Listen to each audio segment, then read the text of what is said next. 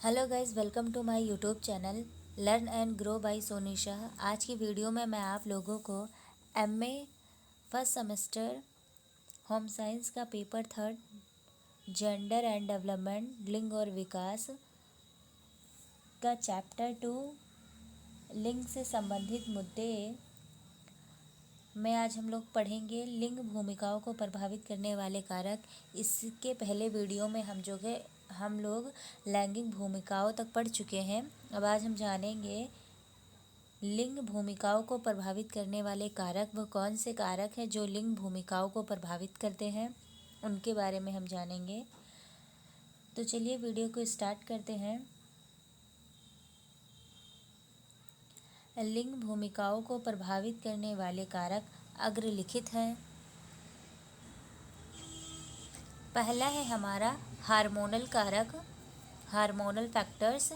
तो हम इसके बारे में जानेंगे हार्मोनल कारक क्या है और वो कैसे जो है लिंग भूमिकाओं को प्रभावित करता है। जैविक कारक बच्चों के शारीरिक विकास को आकार प्रदान करने में महत्वपूर्ण भूमिका का निर्वाह करते हैं। उदाहरण के लिए लड़के तथा लड़कियां लैंगिक अंगों के साथ ही भिन्नता के लिए हुए होते हैं एवं जन्म के बाद भी उनकी यह भिन्नता बनी रहती है। परिपक्वावस्था पर उनमें दूसरे लिंग की विशेषताएं पैदा होती हैं। प्राकृतिक रूप से शरीर में कुछ रासायनिक तत्व होते हैं जिन्हें हम हार्मोन के नाम से जानते हैं। वे ही शारीरिक भिन्नता हेतु उत्तरदायी होते हैं।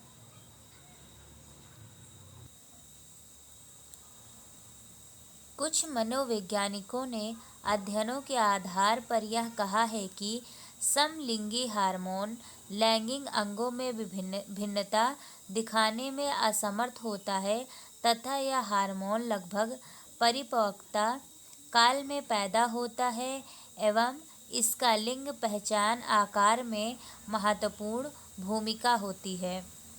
लड़कों में एंड्रोजन लड़कियों की बजाय ज़्यादा होता है। कुछ लड़के तथा लड़कियां ऐसी परिस्थितियों में जन्म लेते हैं जिसे कंजेनिटल एड्रीनल हाइपरप्लासिया कहा जाता है, जिससे उच्च स्तर पर एंड्रोजन हार्मोन पैदा होता है एवं वे अपने सहपाठियों से प्रभावित नहीं होते हैं। कुछ वैज्ञानिकों ने अध्ययन किया तथा कहा कि जिन बच्चों में एंड्रोजन अतिरिक्त मात्रा में होता है वह उनके व्यवहार को प्रभावित करता है। जो लड़के ज़्यादा एंड्रोजन रखते हैं वे पुरुषों साथियों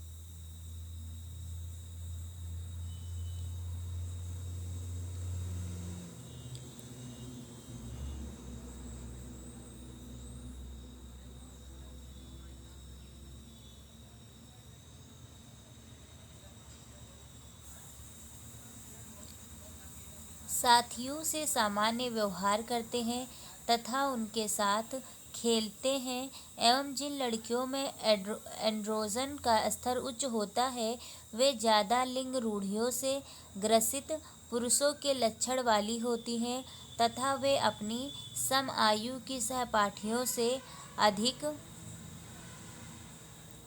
संबंधित होती हैं। जो लड़कियां CAH के साथ अतिरिक्त जेनिटलिया के साथ जन्म लेती हैं वे पुरुषों की तरह दिखाई देती हैं।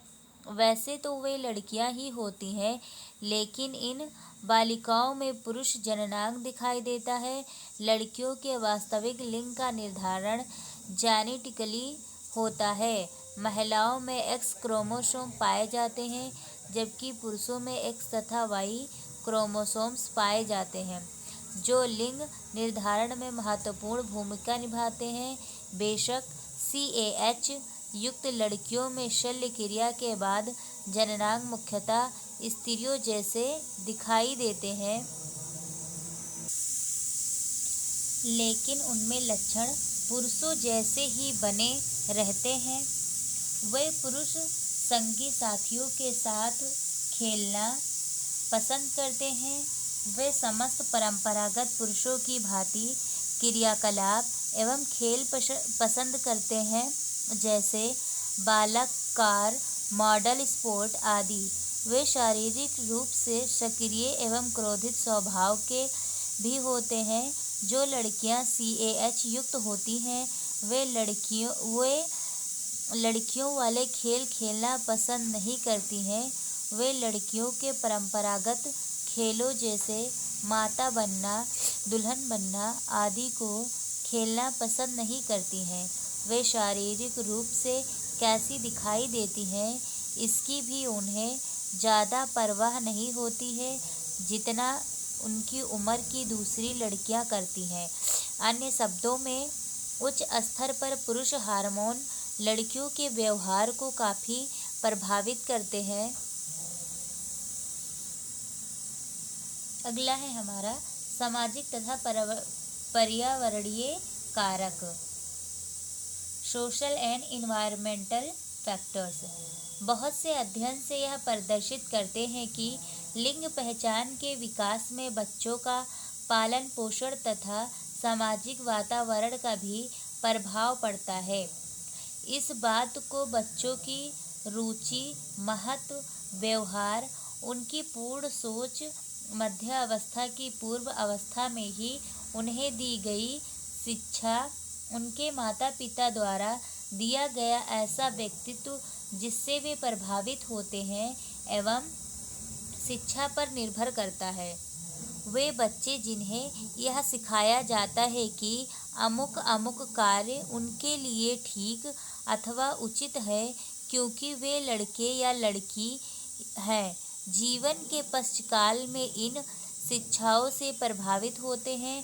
उदाहरण के तौर पर ऐसा देखा गया है कि लड़कियां जिन्हें यह बताया जाता है कि लड़के ज़्यादातर गणित में उनकी बजाय अच्छे होते हैं, गणित को नापसंद करती हैं एवं उनकी इस विषय में रुचि भी नहीं रहती है।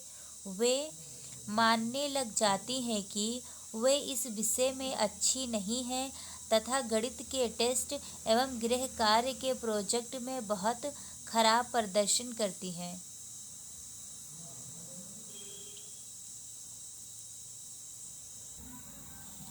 अब हम पढ़ेंगे लिंग भूमिका तथा खेल का मैदान। खेल के मैदान में भी लिंग भूमिका का विशेष महत्व होता है। पुरुषों से ज़्यादातर शक्ति की अधिकता वाले खेलों को खेलने की उम्मीद की जाती है। पुरुषों से जितनी ज़्यादा शारीरिक बल वाले खेलों को खेलने की उम्मीद रखी जाती है, उतनी बालिकाओं या महिलाओं से नहीं। क्रिकेट, फुटबॉल, वेट लिफ्टिंग, मुक्केबाजी, कुश्ती, दौड़ आदि खेल खेलने की उम्मीद पुरुषों से रखी जाती है।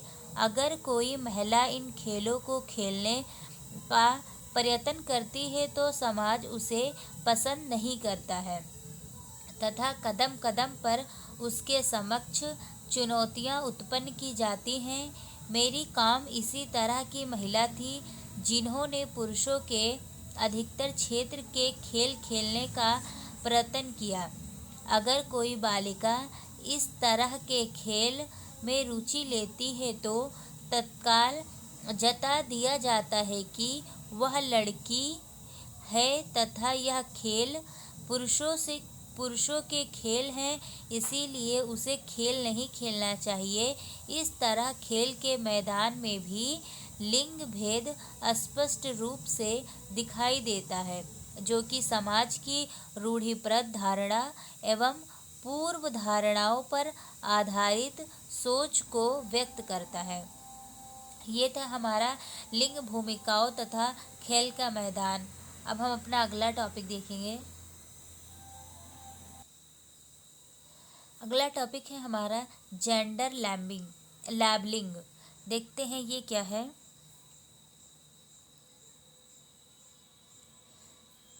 अगला टॉपिक है हमारा जेंडर लैबलिंग। लिंग पहचान की प्राप्ति के लिए यह आवश्यक है कि बच्चे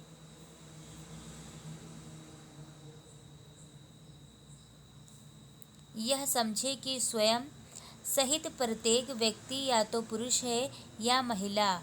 कोहलबर्ग 1966 लिंग पहचान का आकलन करने वाले उपायों ने बच्चों की खुद को और दूसरों को निर्दिष्ट करने के लिए लिंग लेबल को समझने और सही प्रकार से उपयोग करने की क्षमता का परीक्षण किया है, जिसे लिंग लेबलिंग कहा जाता है।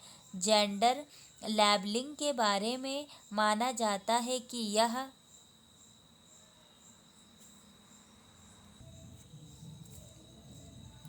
बच्चों की अलग अलग लिंग श्रेणियों के बारे में जागरूकता और जानबूझकर लिंग श्रेणी की जानकारी का उपयोग करने की क्षमता का संकेत देता है। बहुत छोटे बच्चों में लिंग लैब की समझ का आकलन करने वाले अध्ययनों ने आमतौर पर गैर मौखिक उपायों का उपयोग किया है, जिससे प्रयोगकर्ता के प्रश्न के जवाब में पुरुष या महिला की तस्वीर को इंगित करना शामिल है, या चित्रों को छांटना। कभी कभी स्वयं बच्चों के चित्र भी शामिल है।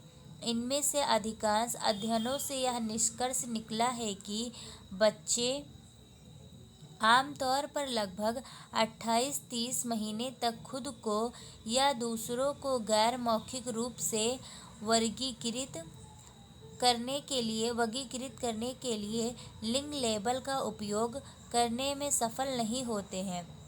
विभिन्न अनुसंधानों से पता चलता है कि छँटाई का कार्य बच्चों के लिंग श्रेणियों के ज्ञान का पर्याप्त रूप से आकलन नहीं कर सकते हैं। अतः यह कहा जाता है कि छोटे बच्चों में लिंग लैबलिंग के और अध्ययन की आवश्यकता है। बच्चों द्वारा उपयोग किए जाने वाले शब्दों को उनके मानसिक प्रतिनिधित्व की अभिव्यक्ति माना जाता है और शब्द सीखने और वैचारिक विकास में प्रगति माना जाता है।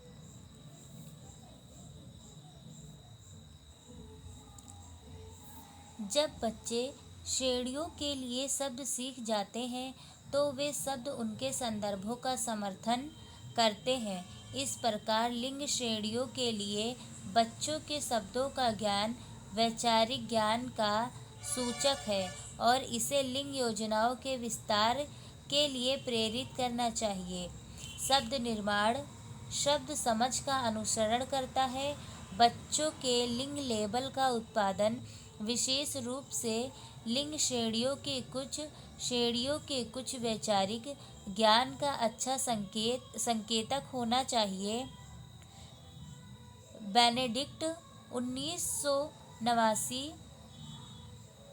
फिर भी कुछ अध्ययनों में दूसरे वर्ष के दौरान बच्चों के भाषा उत्पादन को प्रारंभिक लिंग श्रेणी ज्ञान के विकास के अध्ययन के तरीके के रूप में देखा है।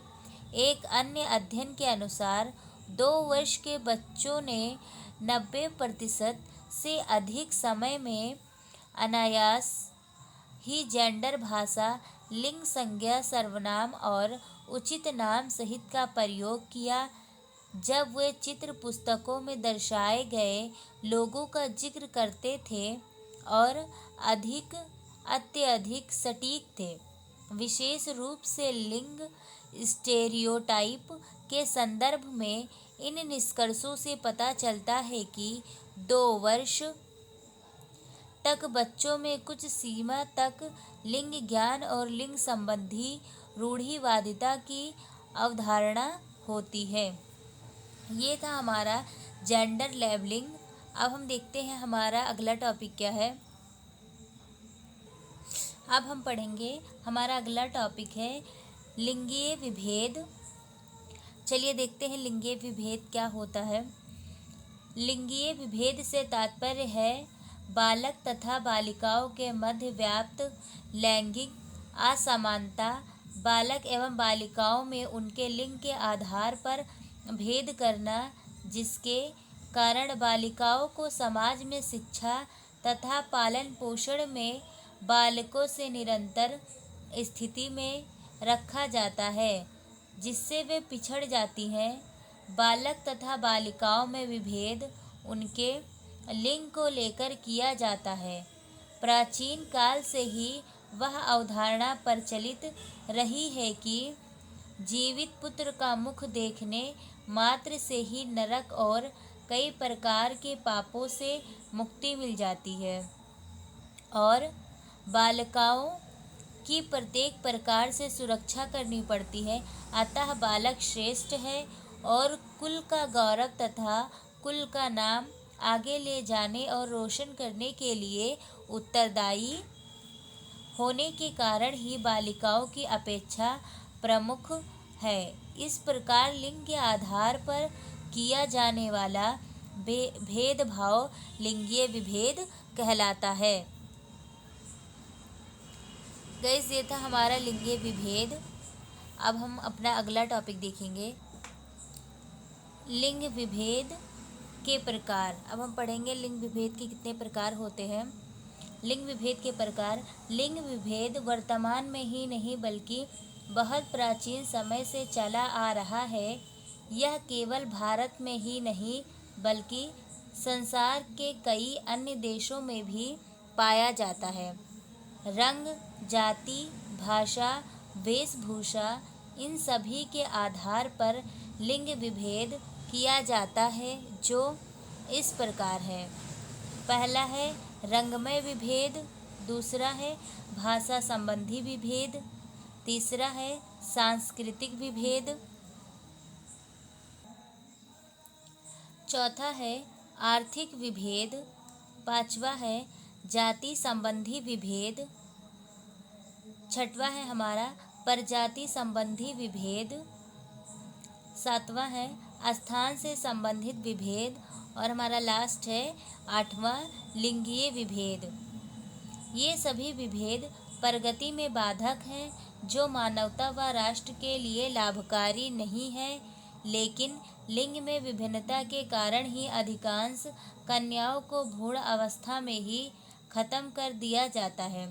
अगर जन्म हो भी जाए तो उन्हें हमेशा जीवन में इस लिंग विभेद का कभी न कभी सामना करना पड़ता ही है। उपरोक्त सभी विभेद के कारण सभी वर्गों के लोगों को लिंगगत विभेद का सामना करना पड़ता है। यूनेस्को की रिपोर्ट के अनुसार भारत में प्रतिवर्ष 1,30,00,000 कन्याओं की भ्रूण हत्या जांच के बाद की जाती है कि गर्भ में पलने वाला शिशु कन्या है। अब हम पढ़ेंगे लिंग विभेद के प्रमुख कारण। लिंग विभेद के कौन से कारण हैं उनके बारे में जानेंगे। लिंग के भेदभाव के कारण महिलाओं की स्थिति पुरुषों से भिन्न है और उनकी स्थिति में सुधार नहीं है। इस विभेद के प्रमुख कारण इस प्रकार हैं। पहला है हमारा मान्यताएं तथा परंपराएं। लिंगीय विभेद का एक प्रमुख कारण भारतीय मान्यताओं और परंपराओं का है। यह जीवित पुत्र का मुख देखने से पुण्य नामक नरक से मुक्ति का वर्णन तथा श्राद्ध तथा पिंडादि कार्य पुत्र द्वारा संपन्न कराने की मान्यता रही है। स्त्रियों को चिता को अग्नि देने का अधिकार भी नहीं दिया गया है, इसीलिए पुत्र को महत्व दिया जाता है और वंश को चलाने में भी पुरुष को ही प्रधान माना गया है। इन मान्यताओं तथा परंपराओं की बेड़ियों में हमारा जनमानस, चाहे वह शिक्षित हो या अशिक्षित, पूर्ण रूप से आबद्ध है। हमारा अगला है संकीर्ण विचारधारा। बालक बालिका में भेद का एक प्रमुख कारण लोगों की संकीर्ण विचारधारा है। लड़के माता पिता के बुढ़ापे का सहारा बनेंगे, वंश चलाएंगे, उन्हें पढ़ा लिखा कर घर की उन्नति होगी। वही लड़की के जन्म होने पर शोक का माहौल उत्पन्न होता है, क्योंकि उसके लिए दहेज देना होगा। अगला हमारा है तीसरा नंबर, जागरूकता का अभाव। जागरूकता के अभाव में भी लैंगिक भेदभाव उत्पन्न होता है। समाज में अभी भी लैंगिक मुद्दों पर जागरूकता की कमी है, जिसके कारण बालक बालिकाओं की देखरेख, शिक्षा और पोषण आदि स्तरों पर भेदभाव किया जाता है। लैंगिक भेदभाव के कारण बालिकाओं के विकास का उचित प्रबंध नहीं किया जाता है। अगला है हमारा नंबर 4, अशिक्षा। लैंगिक विभेद में अशिक्षा की भूमिका भी महत्वपूर्ण है। अशिक्षित व्यक्ति परिवारों तथा समाजों में चले आ रहे मिथकों और अंधविश्वासों पर ही लोग निर्भर रहते हैं तथा बिना सोचा समझे उनका पालन करते रहते हैं। इसीलिए लड़कों को लड़कियों की अपेक्षा अत्यधिक महत्वपूर्ण मानते हैं। हमारा 5वां है आर्थिक तंगी। आर्थिक तंगी किस प्रकार से लिंग भेदभाव का कारण है, हम उसको जानेंगे। भारतवर्ष में आर्थिक तंगी से परेशान परिवारों की संख्या अधिक है। ऐसे में वे बालिकाओं की अपेक्षा बालकों को संतान के रूप में अधिक महत्व देते हैं, जिससे वे उनके श्रम में हाथ बटाएं और आर्थिक जिम्मेदारियों को निभाने में मदद करें। आर्थिक तंगी से जूझ रहे परिवारों में लड़कियों की अपेक्षा लड़कों की इच्छा की जाती है, जिससे लैंगिक विभेद पनपता है।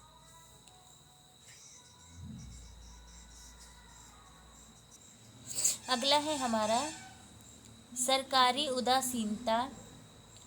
लिंगीय विभेद बढ़ाने में सरकारी उदासीनता भी एक कारक है। सार्वजनिक स्थलों तथा सरकारी ऑफिसों में महिलाओं को पुरुषों की अपेक्षा हीन भावना से देखा जाता है और उनमें व्याप्त असुरक्षा के भाव को समाप्त करने की अपेक्षा उनमें वृद्धि करने का कार्य किया जाता है, जिससे लिंग भेदभाव में वृद्धि होती है।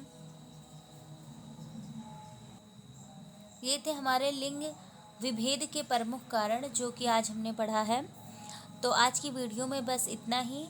अब हम मिलेंगे अपने अगले टॉपिक पर नेक्स्ट वीडियो में। Thank you.